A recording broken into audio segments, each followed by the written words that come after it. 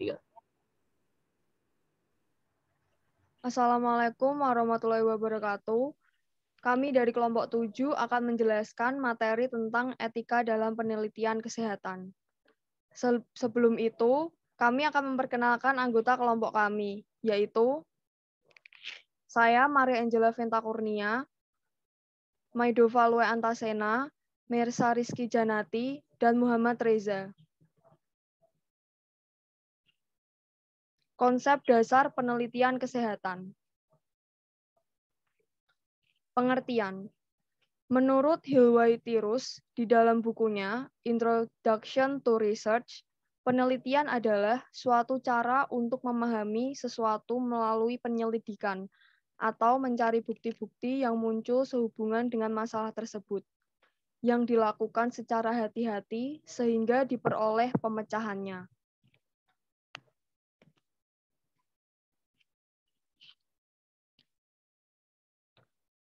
Tujuan. Secara umum, tujuan adalah yang pertama, menemukan atau menguji fakta baru maupun fakta lama sehubungan dengan bidang kesehatan atau kedokteran. Yang kedua, mengadakan analisis terhadap hubungan atau interaksi antara fakta-fakta yang ditemukan dalam bidang kesehatan atau kedokteran. Yang ketiga, menjelaskan tentang fakta yang ditemukan serta hubungannya dengan teori-teori yang ada. Yang keempat, mengembangkan alat, teori, atau konsep baru dalam bidang kesehatan atau kedokteran yang memberi kemungkinan bagi peningkatan kesehatan masyarakat khususnya dan peningkatan umat manusia pada umumnya.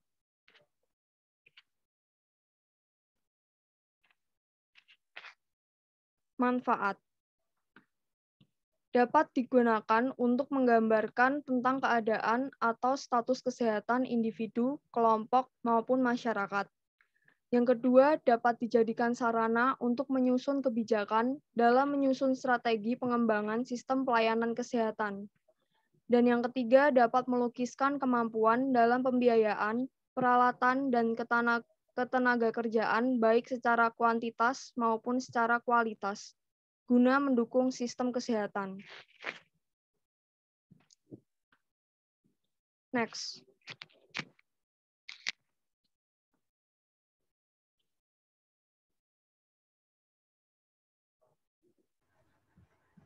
Etika penelitian kesehatan masyarakat. Penelitian kesehatan masyarakat yang pertama itu berkontribusi pada ilmu pengetahuan, menguraikan penyebab masalah kesehatan, menyediakan dasar untuk mengembangkan dan mengevaluasi program promosi kesehatan dan pencegahan penyakit.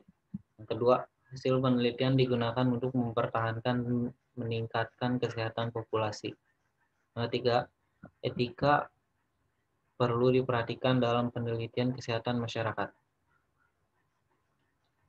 Pedoman etika penelitian kesehatan masyarakat yang telah dibuat yang pertama menurut Nuremberg Code, memperkenalkan prinsip voluntary consent dari subjek penelitian setelah bereksperimen mematikan tentara Nazi. Yang kedua, regulasi oleh US FDA bahwa perusahaan obat wajib menguji coba efektivitas dan keselamatan produk sebelum dipasarkan. Setelah musibah thalidomide di Eropa tahun 1960-an.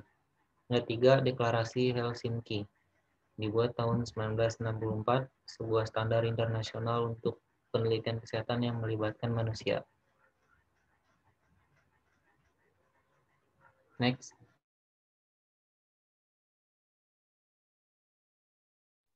Etika penelitian biomedis.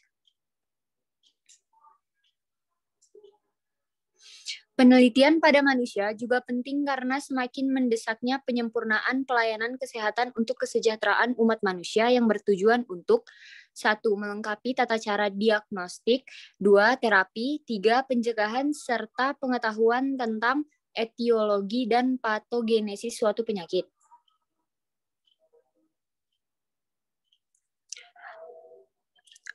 Prinsip perlu menjadi catatan penting bahwa penelitian biomedis ini tidak terlepas dari beberapa prinsip utama dalam melakukan penelitian, yaitu menghormati martabat, hak asasi, dan otonomi, melindungi hidup insani, kesehatan, kesejahteraan, dan keselamatan suatu subjek penelitian. Lebih mendalam kembali, penelitian yang mengikutsertakan manusia sebagai subjek penelitian harus mengikuti aspek yang diatur secara ilmiah maupun etika. Next. Kajian tentang ethical clearance penelitian. Ethical clearance atau kelayakan etik merupakan keterangan tertulis yang diberikan oleh Komisi Etik Penelitian untuk riset yang melibatkan makhluk hidup yang menyatakan bahwa suatu proposal riset layak dilaksanakan setelah memenuhi persyaratan tertentu. Next. Hak cipta hasil penelitian. Pengertian. Salah satu jenis hak kekayaan intelektual, namun hak cipta berbeda secara mencolok dari hak kekayaan intelektual lainnya, seperti paten yang memberikan hak monopoli atas penggunaan invensi. Karena hak cipta bukan merupakan hak monopoli untuk melakukan sesuatu, melainkan hak untuk mencegah orang lain yang melakukannya. Hak eksklusif pencipta atau pemegang hak cipta untuk mengatur penggunaan hasil penuangan gagasan atau informasi tertentu. Pada dasarnya, hak cipta merupakan hak untuk menyalin suatu ciptaan. Next.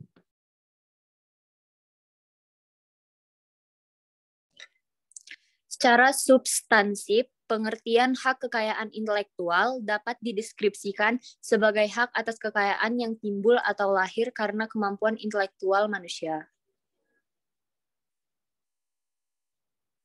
Next.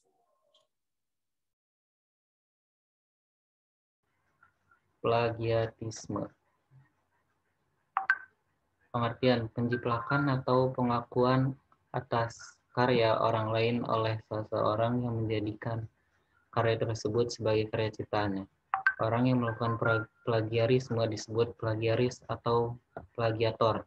Dengan batasan demikian, plagiarisme adalah pencurian, bahasa kasarnya pembajakan, dan plagiaris adalah pencuri, pembajak. Kerugian bagi penulis asli. Sang plagiator juga bisa memfitnah penulis aslinya dengan menyatakan bahwa penulis aslinya lah yang melakukan plagiarisme, bukan dirinya. Kerugian bagi plagiator. Tulisan seorang plagiator tidak mencantumkan sumbernya sehingga kebenarannya diragukan. Bisa jadi tulisan yang tanpa referensi merupakan hoaks atau berita bohong. Contohnya, Anda sudah membicarakan masalah agama tanpa mencantumkan sumbernya, kitab suci. Tidak ada seorang pun yang akan menerima pendapat Anda. Lalu kerugian bagi pembaca dan masyarakat luas. Para pembaca akan tertipu oleh sang plagiator dan mengira sang plagiator adalah seorang yang hebat, sehingga akan menimbulkan kebohongan publik, membohongi para pembaca. Next. Plagiat itu sendiri merupakan perbuatan secara sengaja atau tidak sengaja dalam memperoleh nilai untuk suatu karya ilmiah. Dengan mengutip sebagian atau seluruh karya dan atau karya ilmiah orang lain tanpa menyatakan sumber secara tepat dan memadai.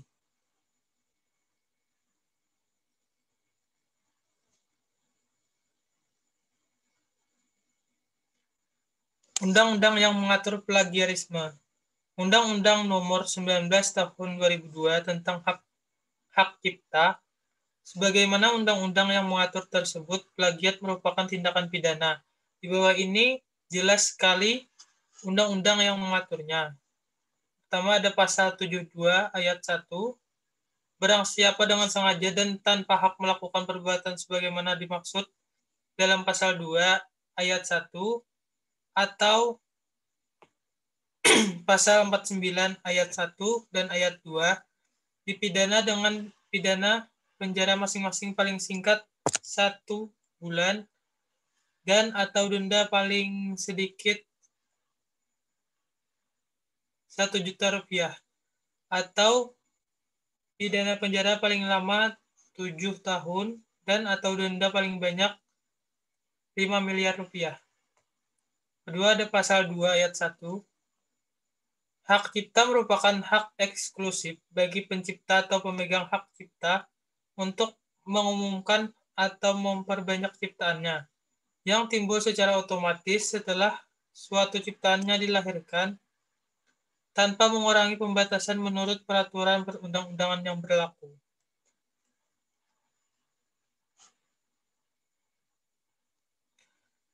Pasal 12, sanksi bagi mahasiswa yang terbukti melakukan plagiarisme sebagaimana dimaksudkan dalam pasal 10 ayat 4 secara berurutan dari yang paling ringan sampai dengan yang paling berat, terdiri atas teguran, peringatan tertulis, penundaan pemberian sebagai hak mahasiswa, pembatalan nilai 1 atau beberapa mata kuliah yang diperoleh mahasiswa, pemberhentian dengan hormat dari status sebagai mahasiswa, pemberhentian tidak dengan hormat dari status sebagai mahasiswa, atau pembatalan ijazah apabila mahasiswa telah lulus dari suatu program.